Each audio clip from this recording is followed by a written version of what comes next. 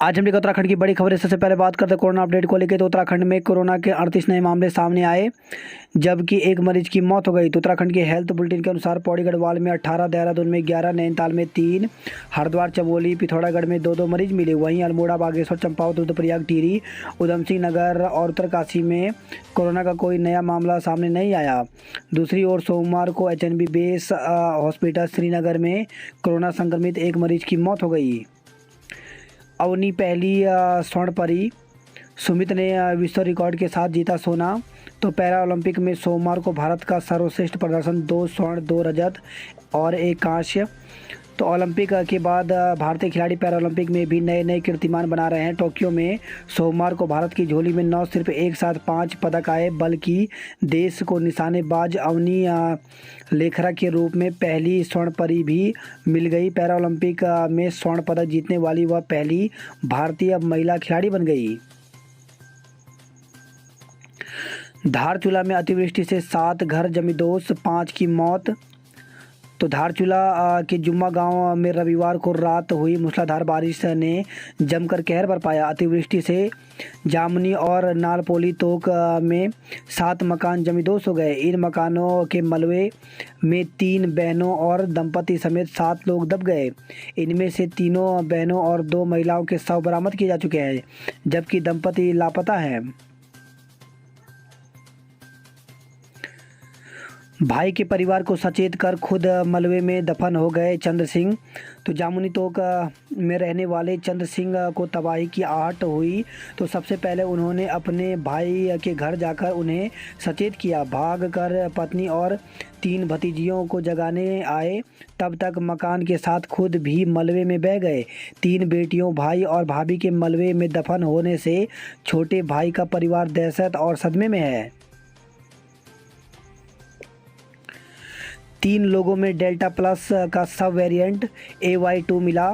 तो हल्द्वानी से खबर है, डेल्टा प्लस वेरिएंट की पुष्टि के लिए जुलाई में national centre for disease control को भेजे गए 15 सैंपलों में से 3 में डेल्टा प्लस का सब वेरिएंट AY2 मिला है। इसमें 2 गर्म पानी और 1 धारी का मरीज है। हालांकि डेल्टा प्लस वेरिएंट किसी में भी नहीं है। पॉजिटिव आए मरीजों के परिजन और संपर्क में आए लोगों के सैंपल भी लिए थे, लेकिन सभी की रिपोर्ट निगेटिव थी। CMO डॉक्टर भागीरथ जोशी ने बताया कि डेल्टा प्लस वेरिएंट की जानकारी करने के लिए जून में सैंपल भेजे गए थे और राहत की खबर आई है। किसी में भी डेल्टा प्लस वेरिएंट की पुष्टि नहीं हुई। अब जिन 3 मरीजों में AY2 की पुष्टि हुई है उनमें कोरोना के हल्के लक्षण थे। हफ्ते भर में संक्रमण 30% तक बढ़ा। तो कोरोना की दूसरी लहर की अभी ख़त्म नहीं हुई, यह खास बात सरकार भी कह रही है और आंकड़े भी यही संकेत दे रहे हैं। पिछले 1 सप्ताह के दौरान संक्रमण में 30 और मौतों में 16% की बढ़ोतरी हुई है। आंकड़े संकेत दे रहे हैं कि देश कोरोना की तीसरी लहर के मुहाने पर बैठा है। प्रोजेक्ट जीवन रक्षा द्वारा किए गए एक विश्लेषण के अनुसार 1 सप्ताह में कोरोना के मामले 2.33 लाख से बढ़कर 2.88 लाख हो गए, जबकि मौत 3110 से बढ़कर के 3603 हो गई है। यह वृद्धि क्रमशः 30% व 16% की रही है। इनमें से ज़्यादा संक्रमण केरल और महाराष्ट्र के हैं।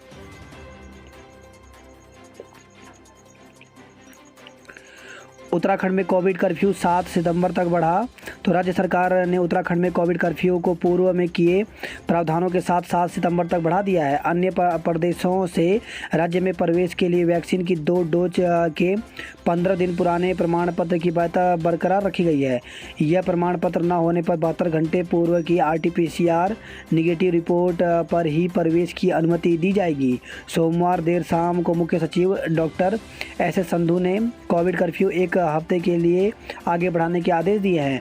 व्यापारिक प्रतिष्ठान पूर्व की भांति सुबह 8 बजे से रात 9 बजे तक ही खुलेंगे, जबकि साप्ताहिक बंदी का अनिवार्य रूप से पालन किया जाएगा।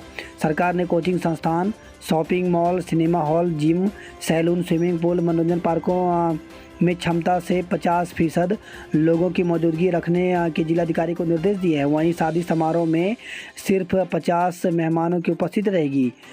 इनके लिए भी कोविड निगेटिव रिपोर्ट अनिवार्य हो गई है। काबुल हवाई अड्डे पर आईएस ने 5 रॉकेट दागे। तो अमेरिका की एयर स्ट्राइक के एक दिन बाद इस्लामिक स्टेट ने सोमवार सुबह काबुल हवाई अड्डे पर अमेरिकी सैनिकों को निशाना बनाते हुए 5 रॉकेट हमले किए। हालांकि इन हमलों में अमेरिका की एंटी मिसाइल सिस्टम ने नष्ट कर दिया। इससे किसी के हताहत होने की सूचना फिलहाल नहीं है। इस्लामिक स्टेट समूह ने इन हमलों की जिम्मेदारी ली है। राज्य में जुखाम और बुखार के मरीजों की कोरोना जांच जरूरी। तो कोरोना की तीसरी लहर की आशंका को देखते हुए राज्य में खांसी, जुखाम और बुखार के सभी मरीजों की कोरोना जांच जरूरी है।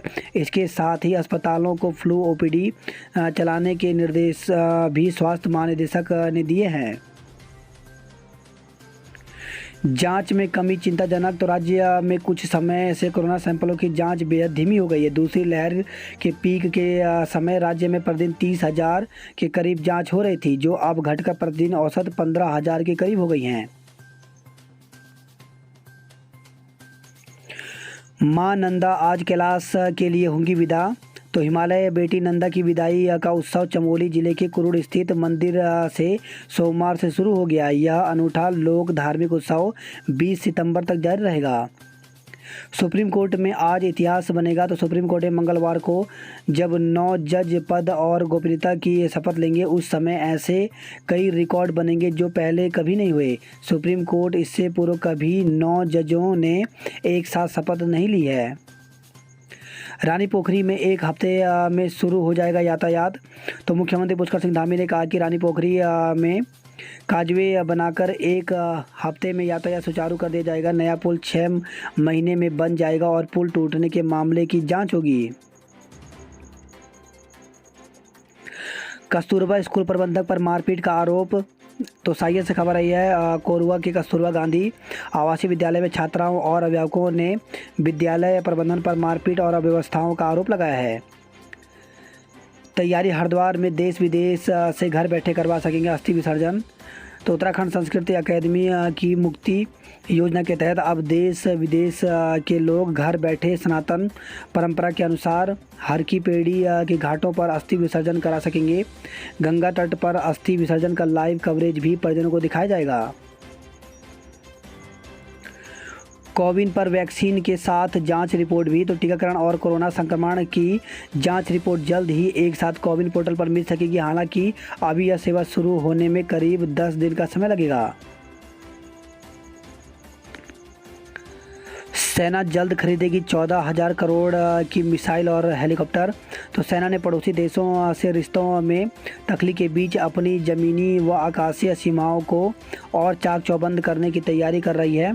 सेना मेक इन इंडिया को मजबूत करने के लिए 14,000 करोड़ रुपए से 2 आकाश एस मिसाइल सिस्टम और 25 अत्याधुनिक हेलीकॉप्टर खरीदने की तैयारी में है।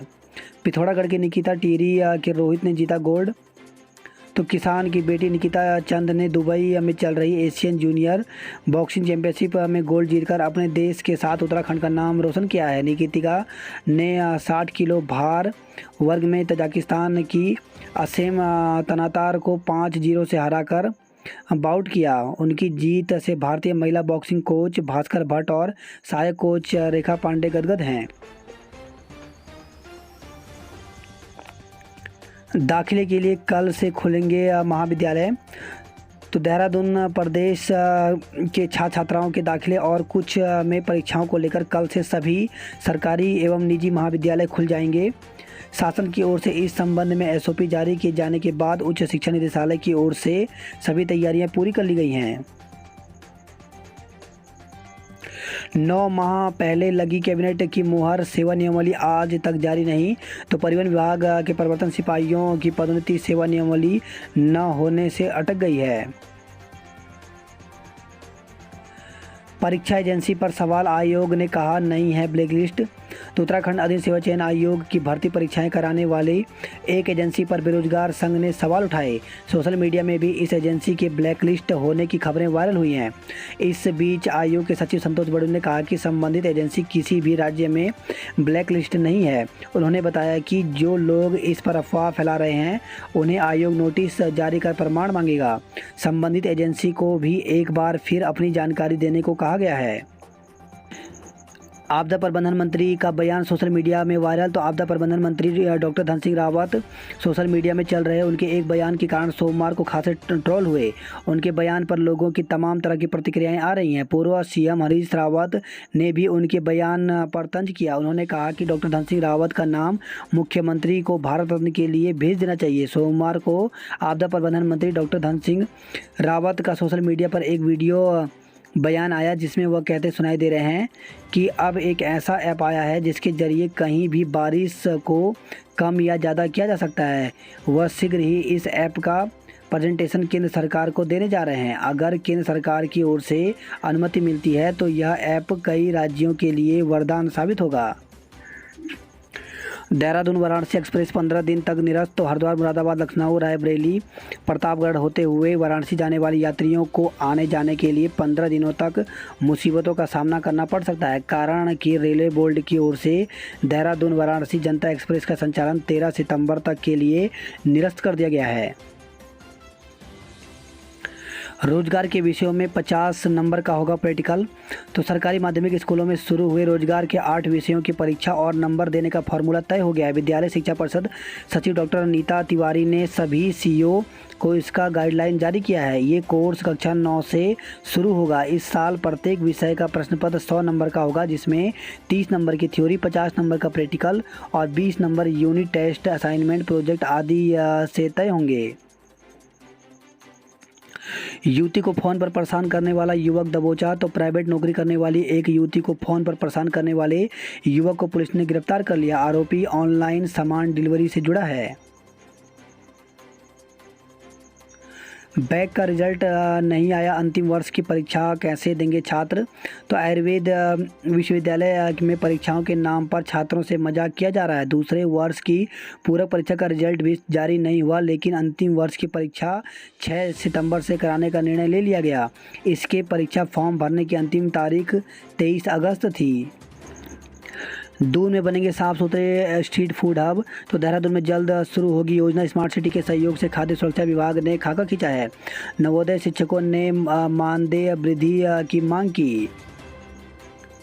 मकान धंसने से बच्चे की जान गई। तो विकासनगर से खबर आई है। तहसील क्षेत्र के अंतर्गत कोटड़ा कल्याणपुर गांव में निर्माणाधीन 2 मंजिला मकान का भूदल जमीन में धंस गया, जिससे 2 मंजिला मकान की जमींदोज हो गया। इस दौरान घर के अंदर खेल रहे 5 और 7 वर्षीय भाई बहन मकान के अंदर मलबे में फंस गए। रेस्क्यू टीम ने अभियान चलाकर घटना के 2 घंटे बाद बच्चे को सुरक्षित निकाल लिया, लेकिन मलबे के नीचे दबे बच्चे की मौत हो गई। बच्चे का शव मिलते ही घर में कोहराम मच गया। बारिश की संभावना। तो मौसम विभाग के अनुसार 31 अगस्त को कुछ जिलों में हल्की से मध्यम बारिश हो सकती है। 1 सितंबर को देहरादून, पौड़ी, नैनीताल, चंपावत, पिथौरागढ़ के कुछ स्थानों पर हल्की व मध्यम बारिश हो सकती है। 2 को देहरादून, पौड़ी, नैनीताल, चंपावत, पिथौरागढ़ में हल्की बारिश की संभावना है। पीएफ खाता आधार से लिंक नहीं तो आज कर लें। तो अगर आपने अपने पीएफ खाते को आधार से लिंक नहीं कराया है तो मंगलवार को करा लें, वरना 1 सितंबर से खाते में पीएफ जमा नहीं हो पाएगा। रोडवेज बस पर उत्तराखंड को लिख दिया उत्तराखंड। तो सोमवार को हरिद्वार काउंटर पर खड़ी थी बस। मूल निवासियों को 3 वर्ष की छूट दिए जाने की मांग। तो बीएड प्रशिक्षित युवा संघ ने प्रदेश सरकार से उत्तराखंड पीसीएस व लोअर पीसीएस भर्ती प्रक्रिया में उत्तराखंड के मूल निवासियों को अधिकतम आयु सीमा में 3 वर्ष की छूट दिए जाने की मांग की है। इस संबंध में संगठन के पदाधिकारियों ने उप जिलाधिकारी के माध्यम से मुख्यमंत्री को ज्ञापन प्रेषित किया। ज्ञापन में कहा कि प्रदेश में पीसीएस और लोअर पीसीएस की विज्ञप्ति 2016 के बाद जारी हो पाई है। इस साल आयोग द्वारा विज्ञप्ति जारी की गई, लेकिन राज्य के हजारों युवा इन भर्ती परीक्षाओं का इंतजार करते हुए भर्ती की अधिकतम आयु सीमा पार कर चुके हैं।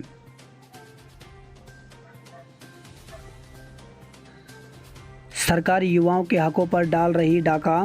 तो उत्तराखंड जन एकता पार्टी के केंद्रीय अध्यक्ष व पूर्व कमीना मंत्री दिनेश धने ने सरकार पर युवाओं के हकों पर डाका डालने का आरोप लगाया।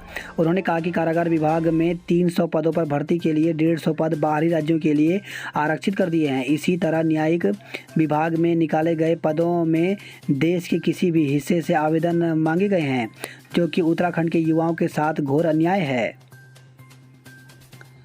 गंगोत्री हाईवे भारी वाहनों के लिए खुला तो बद्रीनाथ हाईवे तोता घाटी में चौथे दिन भी नहीं खुल पाया। गंगोत्री हाईवे पर 4 दिन बाद यातायात शुरू हुई है, तो चौथे दिन गंगोत्री राजमार्ग को भिन्नू गांव के पास खोल दिया गया। यहां भारी वाहनों की आवाजाही शुरू हो गई है। डेल्टा प्लस वेरिएंट मिलने पर जांचें बढ़ाई तो रुद्रप्रयाग जिले में डेल्टा प्लस वेरिएंट का पहला केस मिलने के बाद स्वास्थ्य विभाग ने सैंपलिंग बढ़ा दी है। श्रीनगर बेस अस्पताल में कोविड पॉजिटिव की मौत। तो श्रीनगर बेस अस्पताल में 62 वर्षीय कोविड पॉजिटिव शख्स की मौत हो गई। वह पिछले कुछ दिनों से बुखार और खांसी से पीड़ित थे। राज्य में सख्त भू कानून लागू करने की मांग। तो पोखड़ा ब्लॉक के गवाणी में ग्रामीण विकास नागरिक विचार मंच ने सख्त भू कानून लागू करने की मांग की। मलेथा गांव में गुलदार को कमरे में बंद किया। तो कीर्तिनगर से खबर आई है। मलेथा गांव में रविवार रात 12 बजे एक गुलदार कुत्ते को मारने घर में घुस गया। दूसरे कमरे में सो रहे युवक ने बाहर आकर दरवाजे पर कुंडी मार दी और गुलदार को कमरे में कैद कर दिया। वही खबर आई है सतपुली से। पांथर गांव में गुलदार के हमले से महिला घायल हो गई। इंटर के छात्रों की मदद के लिए रुद्रप्रयाग के सुमन ने बनाया ऐप। तो अटल उत्कृष्ट राजकीय इंटर कॉलेज रुद्रप्रयाग से इसी साल 12वीं पास कर चुके छात्र शुभम बिष्ट ने छात्र छात्राओं की पढ़ाई में मदद के लिए एक ऐप तैयार किया है। इस ऐप में इंटर के सभी विषय से जुड़े सवाल एवं उनके उत्तर शामिल हैं। जुम्मा के जख्म। रात 12 बजे बम फटने जैसे धमाके से टूटी नींद। तो रविवार को रात भी हमारे लिए सामान्य रातों की तरह थी। गांव के लोग अपने शाम के काम निपटाकर और दिनों की तरह अगले दिन मिलते हैं कहकर अपने घर चले गए थे। लेकिन किसे पता था कि सोमवार की सुबह इतनी काली होगी कि रात में बम जैसे धमाके से मेरी नींद टूट जाएगी। मैंने बाहर देखा तो चारों तरफ अंधेरा और पानी की तेज बहाव की आवाज़ थे। राहत पहुंचाने में बदहाल रास्ते बने रोड़ा। तो धारचूला के जुम्मा गांव की कुदरत के कहर ने कई घरों और को जमींदोज कर दिया। लेकिन आपदा के निशान जुम्मा तक ही सीमित नहीं है। तहसील मुख्यालय धारचूला से कुलागाड़ तक हर कदम पर बारिश और भूस्खलन ने खासा नुकसान पहुंचाया है। नेपाल में अतिवृष्टि से आफत। धारचूला में काली का कहर। तो धारचूला में नेपाल के श्रीबगड़ क्षेत्र में बादल फटने के बाद काली नदी ने रौद्र रूप धारण कर लिया है। नेपाल में 3 लोगों की मौत, 8 भवन और 5 पुल बह गए हैं। गढ़वाल में रही श्री कृष्ण जन्माष्टमी की धूम। तो जन्माष्टमी पर मंदिरों में उमड़ी श्रद्धालुओं की भीड़। भगवान से सुख समृद्धि की कामना की गई। जोशीमठ में खेल स्टेडियम को धरना। तो पेनखड़ा युवा संघर्ष समिति के बैनर तले जोशीमठ तहसील के क्षेत्रवासियों का अपनी 2 सूत्री मांगों के समर्थन में सोमवार से बेमियादी कर्मिक धरना शुरू हो गया। सरकार की बुद्धि शुद्धि के लिए कीर्तन भजन किया गया। रानीखेत व्यापार मंडल चुनाव। तो चुनाव में कोविड गाइडलाइन का पालन होगा। बागेश्वर में 1.25 किलो चरस के संग तस्कर को गिरफ्तार किया गया। बागेश्वर में बारिश में मलबा आने से 15 मोटर मार्ग बंद हैं। बारिश कम या ज़्यादा करवानी है तो मंत्री जी से मिलिए। तो सोशल मीडिया पर चल रहे अपने अजीबोगरीब बयान के चलते उत्तराखंड के आपदा प्रबंधन मंत्री डॉक्टर धन सिंह रावत मानो आपदा ही टूट पड़ी हो, उसके चलते उनका जमकर मजाक उड़ाया जा रहा है। कोटद्वार में मिला डेल्टा प्लस वेरिएंट का मरीज। वही खबर है हरिद्वार से। हरिद्वार में 6 लाख गांजे के साथ 2 एजेंट को गिरफ्तार किया गया है। खुलासा जाखा नदी में 5 मीटर तक हुआ था अवैध खनन। तो 3 से 5 मीटर तक गहरे हो गए थे गड्ढे। 2019 में जाखन नदी में भोगपुर में की गई थी खुदाई। बात करते हैं जॉब अलर्ट को लेकर के। तो प्रोजेक्ट साइंटिस्ट सहित कई पदों पर अवसर। तो 237 पदों पर भर्ती निकली हुई है, जिसके लिए 13 सितंबर तक ऑनलाइन आवेदन कर सकते हैं। डिप्लोमा ट्रेनिंग की विभिन्न रिक्तियां। तो 26 पदों पर भर्ती निकली हुई है, जिसके लिए 18 सितंबर तक ऑनलाइन आवेदन कर सकते हैं। टेक्निकल ग्रुप बी और सी के पदों पर बम्पर भर्ती। तो 1230 पदों पर भर्ती निकली हुई है, जिसके लिए 25 अक्टूबर तक ऑनलाइन आवेदन कर सकते हैं। हाई कोर्ट में पर्सनल असिस्टेंट के पद रिक्त। तो 22 पदों पर भर्ती निकली हुई है, जिसके लिए ऑफिशियल वेबसाइट पर जाकर 30 सितंबर तक ऑनलाइन आवेदन कर सकते हैं। शुल्क घटाने के लिए एमबीबीएस छात्रों ने तीसरे दिन भी धरना दिया। वही खबर है ये नौगांव उत्तरकाशी से भद्रकाली के दर्शनों के लिए उमड़ी भीड़, भादव की जातर शुरू हो गई है। पर्वतारोहियों ने जोगिन तृतीय पर फहराया तिरंगा। तो उत्तरकाशी से खबर आई है असम माउंटेनियरिंग एसोसिएशन के 10 सदस्यों को मिली सफलता। गढ़वाल विश्वविद्यालय सौर ऊर्जा से होगा रोशन। तो पैनल ग्रिड से जोड़ने का काम शुरू हो गया है। मलबा गिरने से बिरही निजमुला सड़क बंद हो गई है। बात करता है हरिद्वार की खबरों की। तो पुलिस लाइन में चित्रकारी और रंगोली समेत कई प्रतियोगिताओं का आयोजन किया गया। हरियाणा के सीएम के खिलाफ प्रदर्शन। तो भारतीय किसान यूनियन ने किसानों पर हुए लाठीचार्ज का विरोध जताया। जमीन दिलाने के नाम पर बुजुर्ग से 8.5 लाख रुपए की ठगी। तो हरिद्वार से खबर आई है हरिद्वार में 6 लाख के गांजे के साथ 2 एजेंट को गिरफ्तार किया गया। बात करते हैं नैनीताल हल्द्वानी की खबरों की। तो जन्माष्टमी के दिन पर्यटकों पर आ गई आफत। तो खाई में गिरी सैलानियों की कार। तो नैनीताल हल्द्वानी राष्ट्रीय राजमार्ग पर रूसी बाईपास के पास सोमवार की दोपहर सैलानियों की एक कार खाई में गिर गई। हादसे में 4 पर्यटक गंभीर रूप से घायल हो गए। पर्यटकों की चलती कार में लगी आग। तो रामनगर से लौट रहे थे 3 पर्यटक बाल बचे। कालाडूंगी रोड पर लगा जाम। नर्सिंग की कक्षाएं भी 2 दिन के लिए बंद। तो 150 छात्र छात्राओं के कोविड के सैंपल लिए गए, सभी की रिपोर्ट निगेटिव है। ट्रक के खाई में गिरने से एक की मौत। तो भवाली नैनीताल से खबर आई है। इम्तिहान कल से आज सैनिटाइज होगा एमबीए पीजी कॉलेज। तो एमबीए पीजी कॉलेज में स्नातक और स्नातकोत्तर अंतिम सेमेस्टर के विद्यार्थियों की परीक्षाएं 1 सितंबर से प्रस्तावित हैं। नेपाल में फटे बादल से बरपा कहर। तो रात में मची तबाही और सुबह पता चला भारी बारिश से नुकसान और बढ़ गया है। पंचचूली में सीजन का पहला हिमपात हुआ है। तो मुंशियारी से खबर आई है चालक क्लीनर को अगवा कर लूटा। तो टनकपुर से खबर आई है 2 नामजद समेत 4 के खिलाफ केस दर्ज किया गया है। एक नामजद आरोपी को गिरफ्तार किया गया। चंपावत से खबर है टावर लगाने के नाम पर ठगी, आरोपी को गिरफ्तार किया गया।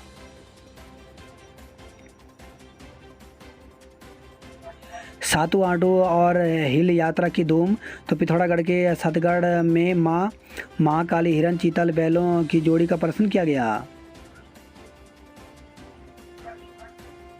9 माह पहले लगी कैबिनेट की मुहर, सेवा नियमावली आज तक जारी नहीं हो पाई। बात करते हैं उधमसिंह नगर की खबरों की। तो बाइक चोरी कर गिरवी रख देते थे ऑटो लिफ्टर, 11 बाइकें बरामद की गई हैं। वहीं ट्रक चालक और हेल्पर को अगवा कर लूटा गया। खटीमा में 2 गुटों में बटी आशा कार्यकर्ताएं। एक गुट आज से काम पर लौट जाएगा, जबकि दूसरे ने आंदोलन जारी रखा है।